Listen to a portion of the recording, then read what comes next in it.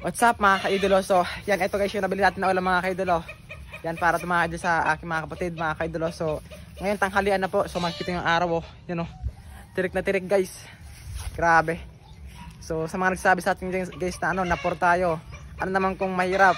At least guys nakakatulong naman tayo sa mga kapatid ko kahit pa paano, di ba? So i-reveal natin guys yung yung ulam natin na nabili. Yan. Ito guys oh. Ito yung ulam na natin nabili. Pagkakasya na namin to, kakain kami dito guys yung 10. Yan o.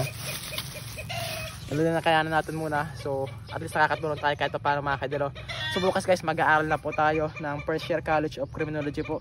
So hangad lang natin guys makapag-aral. Ako lang kasi mapapaaral sarili ko eh. Kaya sinisipagan ko talaga mga kaidolo na makaawan balang araw. Sabi ko sarili ko mga kaidolo, kakayanin ko kahit marami ng husga, marami na down. Yun, ako lang yun ang papaaral sarili ko guys. Wala sa akin nagsusuporta. Kaya nagsisikap tayo palagi na makaahon. So ito yung ulan natin na i-reveal natin guys oh. Yan yung ulan natin ngayong Portuguese. Diba? Isda yan guys oh. Para sa amin sobrang sarap na yan kasi dati na nag-ulam kami natin guys. At least meron na kami ulam ngayon, diba? Dati nag-ulam po ako ng asin, tapos tubig, tapos may kape na ulam ko lang nun. Kasi nag-aaral pa ako guys ng grade 12 nung dati. So para makapag-aral po talaga ako, yun talaga nag-ulam tayo tsaga lang, di ba?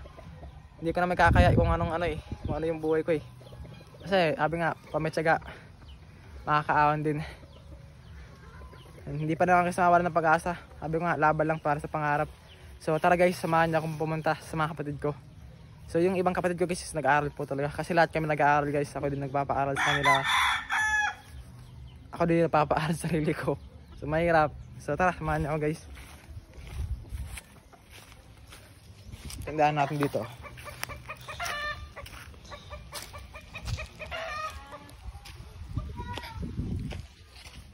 Ito yung mga panggatong namin guys. Kaso pupudpudin pa to. Pwede pa ito ngayon. Ito yung panggatong namin. Tapos ito. Pupudpudin na lang namin to. Yan. So grabe init na eh. Hello po. Ito may ulam na tayo. Ano masabi mo sa akin? Salamat po kuya sa ulam. Yan. Ikaw may ulam na tayo. Ano masabi mo? Salamat po sa ulam. Kuya. Kapatid natin guys na bunso. Yan. Pero yan. Sobrang saya na guys kasi may ulan na naman daw. Yung mga kapatid ko guys na iba ay wala po talaga kasi nag-aaral po sila. So ako bukas mag-aaral din po ako. So yan guys, ito yung binan natin na ulam. Kumakain ng ating kapatid. Yan. Masarap ba? Opo. Oo. Masarap daw guys. Grabe naman. Ayun na nabili natin guys na ulam para sa aking mga kapatid ko. Yan. Tapos ito sa labas natin. So eto guys yung mga kapatid ko mga kaidolo. Ito yung si Buboy. Kumakain na po siya. Sarap boy. Yan o. Ito yung ulam niya. Isda guys.